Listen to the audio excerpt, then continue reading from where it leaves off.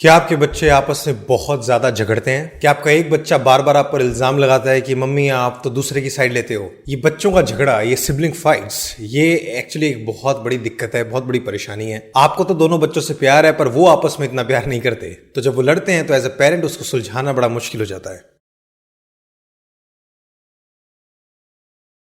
तो इससे पहले मैं आपको बताऊं कि क्या करना चाहिए, मैं आपको बताऊंगा क्या नहीं करना चाहिए। बहुत बार पेरेंट्स बच्चों के झगड़ों से इतना परेशान हो जाते हैं कि वो जाकर दोनों को डांट आते हैं। दूर जाने की जरूरत नहीं है। मुझे अपना बचपन याद आ रहा है, जब मैं और मेरा भाई बहुत ज्यादा लड़ते थे तो बहुत बार ये होता था कि मम्मी आती थी और हम दोनों को झाड़ के चली जाती थी कि दोनों को एक एक डंडा दे देती हूँ, सिर फोड़ दो एक दूसरे का। इसको झाड़ा, उसको झाड़ा, इसको एक लगाई, उसको एक लगाई, चलो। और इसके बाद थोड़ी देर शांति आ जाती थी। अब मैं समझ सकता हूँ मम्मी ऐसा क्यों करती थी, क्योंकि हम इतना शोर मचाते थे, इतनी लड़ाई करते थे और आपस में कोई बात सुनने को तैयार ही नहीं थे।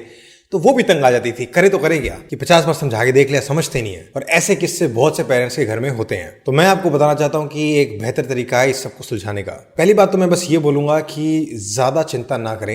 ये बच्चों का झगड़ा बड़ा ही नॉर्मल चीज है। ये मत सोचो कि आपके बच्चों का कुछ कैरेक्टर खराब है इसलिए बहुत ज्यादा लड़ते हैं। ये हर घर की कहानी है। अपने भी बचपन के झगड़ों को याद रखो। सिबलिंग साथ रहते हैं, आपस में लड़ते ही हैं, समय के साथ कम हो जाता है। पर ठीक है, जब होता है तब उसे सुलझाना तो पड़ेगा, कुछ तो करना पड़ेगा। तो उसके लिए मैं आपको कुछ आइडियाज दूंगा। पहला स्टेप तो ये है कि आपको समझना पड़ेगा कि हो क्या रहा है। उसमें आपको टाइम लगाना पड़ेगा। बहुत बार आपको पता होता है कि एक बच्चा ज्यादा शैतानी करता है, एक ज्यादा परेशान करता है। तो आप जब सुलझाने जाते हो तो आप ये सोच के जाते हो कि इसी ने कुछ खराब किया होगा, इसी ने कुछ गलती की होगी, और आप जाके सबसे पहले उसी को झाड़ देते हो। ये एक बहुत बड़ी गलती है। और इसी गलती के कारण उस बच्चे को महसूस होता है कि आप दूसरे की तरफदारी करते हो। तो पहला काम आपको ये कि आपको दोनों की पूरी कहानी सुननी पड़ेगी। हो सकता है जो आपने सोचा था वो सही निकले कि हाँ गलती शायद उसी की है, पर उस समय आपको वो कहानी इस तरीके से सुननी है कि आप किसी की तरफदारी नहीं कर रहे। आप दोनों को एक इक्वल चांस दे रहे हो कि तू भी सही गलत हो सकता है, तू भी सही गलत हो सकता है, और दोनों की गलती हो सकती है, दोनों सही हो सकते हैं। और जब आप उनकी कहानी सुनोगे तो आपको समय लगाना पड़ेगा, आपको पूरी डिटेल समझनी पड़ेगी।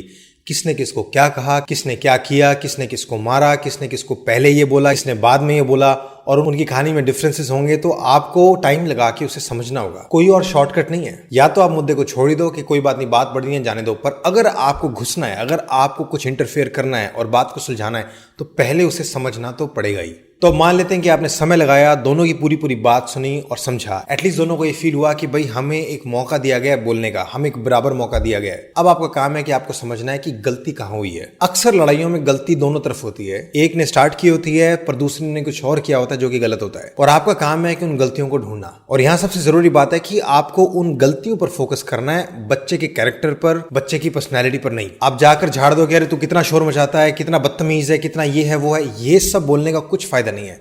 ये सब बिल्कुल ना बोलें। आपको स्पेसिफिक बिहेवियर पर बात करनी है कि जब तूने उससे ये छीना तो ये गलती थी, जब तूने उसे मारा तो ये गलती थी, जब तू चिल्लाया तो ये गलती थी। आपको उन स्पेसिफिक गलतियों पर फोकस करना है। और ये कैसे तय होगा कि कौन सी गलती है, कौन सी नहीं है? ये आपका पेरेंटिंग का सबसे बड़ा काम है। उसके लिए आपको रेगुलर बेसिस पे घर के जो नियम है, घर के जो कानून है, घर के जो प्रिंसिपल्स हैं, घर की जो वैल्यूज हैं, उनको एस्टैब्लिश करना पड़ेगा। और ये एक दिन में नहीं हो सकता, इसमें बरसों बरस लगेंगे। पर ये आपको हर लड़ाई के बाद करना पड़ेगा। घर का सिस्टम ये होना चाहिए कि कुछ नियम तय थे और उन नियमों को तोड़ा गया है, इसलिए गलती है।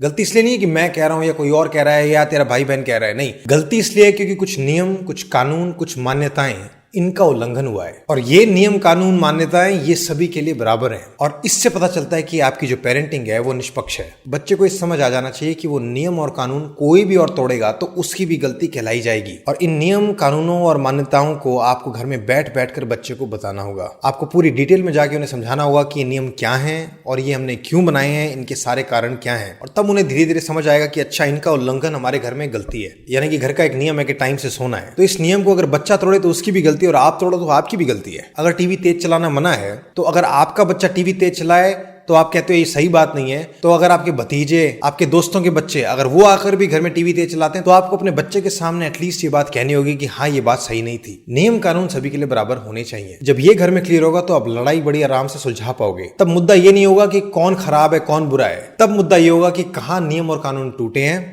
और जिसने तोड़े हैं गलती उसकी है। और जब आप ऐसा करते हो तो बच्चा आपको कभी अक्यूज नहीं कर सकता कि आपने तरफदारी की है। तो आपको एक सीबीआई या पुलिस की तरह हर मुद्दे की एक निष्पक्ष जांच करनी होगी और ढूंढना होगा कि गलतियां कहां हुई हैं। और इसी के साथ बच्चे को यह भी समझाना होगा कि जब गलतियां निकल गई, जब पता चल गया कि कहां गलती हुई है, तो उसके बाद क्या होगा। जैसे मान लो घर का नियम है कि एक दूसरे को मारना नहीं है, और फिर अगर बच्चे रिमोट पर, टीवी के रिमोट पर तू मैं कर रहे हैं कि मुझे दे मुझे दे मुझे देखना है, और एक ने दूसरे को मार दिया, तब आप जाकर ये कह सकते हो तुमने उस नियम का उल्लंघन किया, इसलिए अब रिमोट उसके पास जाएगा, जो डिसीजन है वो उसके फेवर में जाएगा। या फिर किसी और बात पर बच्चे ने दूसरे को मार दिया, तो आप ये कह सकते हो क्योंकि तूने उसे मारा तो अब उस चीज का जुर्माना या उस चीज का कॉन्सिक्वेंस ये होगा कि अब आज तुम टीवी नहीं देखोगे। ये जो जुर्माने हैं, ये जो कॉन्सिक्वेंस हैं, ये जो बाद में जो होगा, ये भी बच्चों को एकदम क्लियर होना चाहिए कि नियम उल्लंघन की सजा ये है। एंड अक्सर सजा देने की जरूरत ही नहीं है। सिंपली अगर आप एज अ पेरेंट आकर उस डिसीजन को टेक ओवर करते हो और आप तय करते हो कि नहीं ये सही है, गलत है और ऐसा होना चाहिए, वो भी अपने आप में बच्चे के लिए बहुत बड़ी बात होती है। माँ बाप जब बच्चे को गलत ठहराते हैं तो बच्चे के लिए थोड़ा दर्दनाक होता है, तो बच्चा अंदर से कोशिश करता ही है कि अगली बार ऐसा ना हो। तो जब माँ बाप बच्चे की गलती देखते हैं तो ये अपने आप में काफी बड़ी सजा होती है, और इसीलिए इसके पीछे की सारी कहानी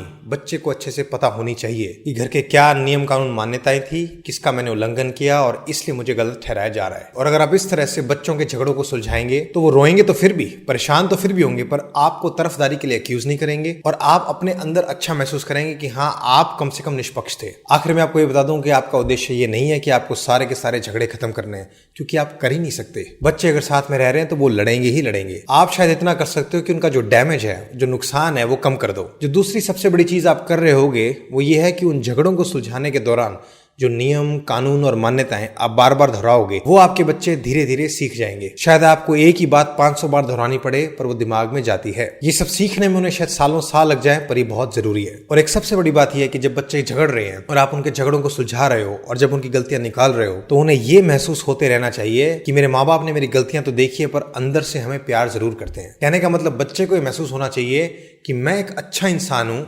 पर मुझसे गलतियां हो जाती है, और ये आप उसे महसूस कराओगे। आपको अपने दोनों बच्चों को, तीनों बच्चों को, जितने बच्चे हैं, सबको ये मैसेज देना होगा कि तुम कितना भी झगड़ रहे हो, कितनी भी गलतियां कर रहे हो, तुम इंसान अच्छे हो, हम तुम सभी को प्यार करते हैं, पर कभी कभी तुम सभी गलती करते हो और उन गलतियों को हमें सुलझाना होगा, उनका इलाज करना होगा और कभी कभी उन पर जुर्माना देना होगा। आज के लिए इतना ही। मेरी बातें सुनने के लिए धन्यवाद। मेरी वीडियोस आपको कुछ फायदा दे सकती हैं, पर अगर आपके घर के मुद्दे या आपकी परेशानियां बहुत बड़ी हैं, बहुत गहरी हैं, तो आपको काउंसलिंग लेनी चाहिए। आप खुद भी काउंसलर्स को ढूंढ सकते हो, आप हमसे भी काउंसलिंग ले सकते हो। मैं शायद आपको पर्सनली काउंसलिंग ना दे पाऊं, पर अब हमारे पास काउंसलर्स की एक टीम है। हमारे सभी काउंसलर्स अपनी पूरी मेहनत करते हैं आपकी मदद के लिए। तो अगर आप काउंसलिंग शुरू करना चाहते हैं तो आप हमारी वेबसाइट पर जा सकते हैं www.sridharlifeschool.com/counsel। वहां जो फॉर्म दिया गया उसे भरें। उस फॉर्म को हमने YouTube के डिस्क्रिप्शन में भी डाला है, तो आप वहां से भी फॉर्म को भर सकते हैं। अगर आपको ये वीडियो अच्छा लगता है और आप चाहते हो कि मेरे आगे के वीडियोस भी आपको मिलते रहें, तो बेल आइकॉन पर जरूर क्लिक करें। सब्सक्राइब करने से आपको वीडियोस नहीं मिलेंगी, बेल आइकॉन पर क्लिक करना होगा। धन्यवाद।